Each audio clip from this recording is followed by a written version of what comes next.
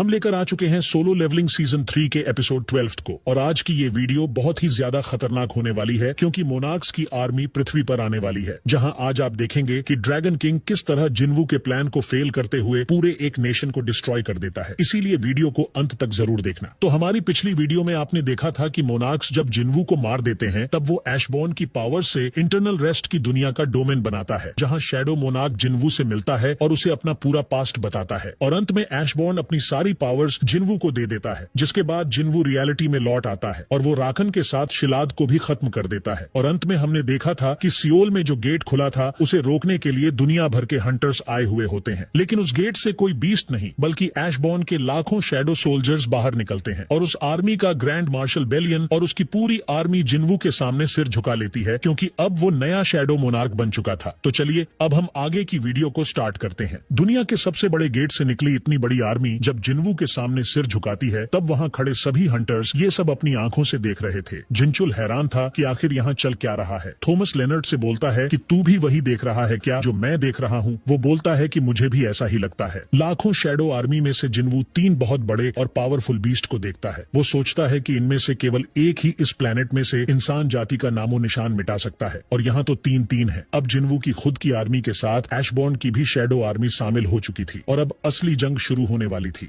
इस इंसिडेंट के कुछ दिनों के बाद हम हंटर एसोसिएशन का सीन देखते हैं, जहां इमरजेंसी रिस्पांस मीटिंग में सभी कोरियन एसोसिएशन मेंबर्स बैठे हुए होते हैं क्योंकि हाल ही में हुए इंसिडेंट्स की वजह से और अचानक जिन्वू के गायब हो जाने के चलते इन लोगों से दुनिया भर की एजेंसी और रिपोर्टर्स सवाल पूछ रहे हैं और जिन्वू की लोकेशन मांग रहे हैं। यहाँ एक बंदा बोलता है कि जिन्वू के बीस्ट्स को उसी टाइम सामने आना था क्या? तब जिनचुल बोलता है कि अगर उतने बड़े गेट से बीस्ट निकले होते तो अब तक हम सभी हंटर्स की फैमिलीज के फोन कॉल उठा रहे होते। जिनचुल सोच रहा था कि कोलोसल गेट से लाखों बीस्ट्स निकले थे जिन्हें जिन्वू ने अपनी आर्मी में एब्जॉर्ब कर लिया। आखिर किसने सोचा था कि ये सब भी हो सकता है? इसके बाद जिनचुल उन सब से बोलता है कि मैं जानता हूं कि जिन्वू के अचानक गायब होने से सभी हैरान हैं, लेकिन ऐसा पहली बार नहीं हुआ है कि वो ऐसे गायब हुए हैं और हमें इसकी आदत डाल लेनी चाहिए क्योंकि अगर हंटर एसोसिएशन उनके स्ट्रगल्स को नहीं समझेगा तो फिर और कौन समझेगा? जिनचुल की बात सुनकर सभी मेंबर्स शांत हो जाते हैं। वहीं जिनचुल सोच रहा था कि आखिर जिन्वू क्या कर रहे होंगे। इसके बाद हम जापान के एक आइलैंड का सीन देखते हैं जहां लेगिया के जायंट्स ने अटैक किया था और अब ये जगह पूरी तरह से खाली पड़ी है जहां कोई इंसान नहीं रहता और इसी जगह पर हम जिन्वू को देखते हैं जहां वो अपनी पूरी शैडो आर्मी को 2 हिस्सों में डिवाइड कर देता है क्योंकि वो अपनी आर्मी को अलग करके वॉर की ट्रेनिंग दे रहा था। ये देखकर बेलियन हैरान हो जाता है क्योंकि उसने इस तरह की ट्रेनिंग के बारे में कभी नहीं सोचा था।